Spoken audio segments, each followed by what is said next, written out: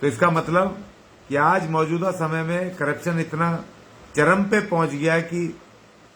High court के जजेस भी अब डर नहीं रहे भ्रष्टाचार करने में। और जब इतनी बड़ी खबर है तो उसको भी मेन स्ट्रीम मीडिया ठीक से दिखा नहीं रहा है। अगर सोशल मीडिया पे यूट्यूब चैनल नहीं होते तो खबर भी शायद पता चल नहीं पाती। लेकिन भ्रष्टाचार का आलम सिर्फ इतना नहीं है किसी जज ने पैसा ले लिया। भ्रष्टाचार का मामला इतना खतरनाक है कि ये देश भी अब खतरे में पड़ गया है। कल मैं देख रहा था कि उत्तराखंड के एक बीजेपी के आरएसएस के एक बड़े नेता चिल्ला चिल्ला के कह रहे थे कि जी हाँ, रोहिंग्याओं ने उत्तराखंड के किसी जगह में रोहिंग्या जो समुदाय मुस्लिम समुदाय के लोग हैं उन्होंने एक कॉलोनी बना ली है पिछले 2-3 सालों में, और उन्होंने सारे डॉक्यूमेंट उनके पास हैं, आधार कार्ड, वोटर कार्ड, तमाम ड्राइविंग लाइसेंस, जो भी सरकारी चीजें वो बना सकते हैं, राशन कार्ड वगैरह जो भी था वो बता रहे थे कि आधार कार्ड खास तौर पे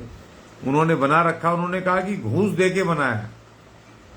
गलत तरीके से बनाया। इसका मतलब ये कि देश कितना खतरे में है, कितना घोर भ्रष्टाचार देश में फैल गया है कि हर तरह के दस्तावेज भी घूस दे करके बन रहे हैं, जिससे कि देश की अस्मिता खतरे में है, देश खतरे में। अगर आधार कार्ड बन रहा है घूस लेकर के, अगर पासपोर्ट या दूसरी चीजें घूस लेकर के बन रही हैं, वोटर कार्ड बन रहे हैं, तो आप ये समझिए कि फिर बचा कुछ नहीं है कि इतना इतना भयंकर भ्रष्टाचार फैल गया देश के अंदर कि एक नीचे सरकारी दस्तावेज बनाने से लेकर के और न्यायपालिका में हाईकोर्ट के जज ऑर्डर पास करने तक के लिए भ्रष्टाचार में लिप्त हो रहे हैं। तो अब ये देश आप समझ लो कि भ्रष्टाचार किसी भी देश के लिए सबसे बड़ी दीमक होती है, किसी भी देश के लिए,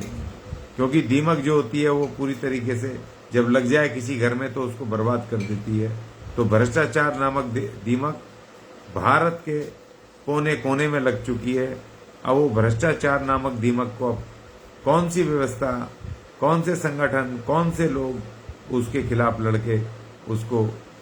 अब ठीक करेंगे, क्योंकि जो अन्ना आंदोलन का जो इंडिया अगेंस्ट करप्शन था वो तो केजरीवाल एंड कंपनी ने उसको तो इतनी भयंकर तरीके से चोट दी है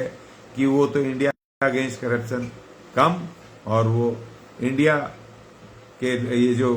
केजरीवाल एंड कंपनी है उसके करप्शन के साथ ज्यादा दिखाई दे रहे हैं। तो भ्रष्टाचार पूरी तरीके से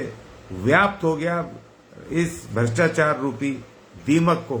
खत्म करने के लिए इसको पूरी तरीके से मिटा करके एक नए भारत, आधुनिक भारत,